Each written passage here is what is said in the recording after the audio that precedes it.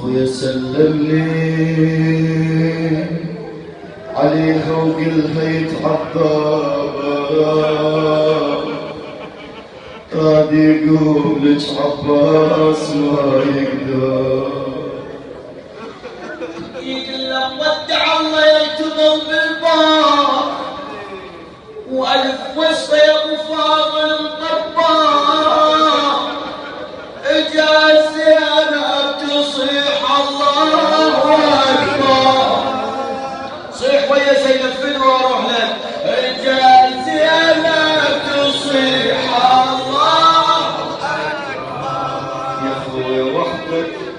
يا خويا وحدك عباس وين وين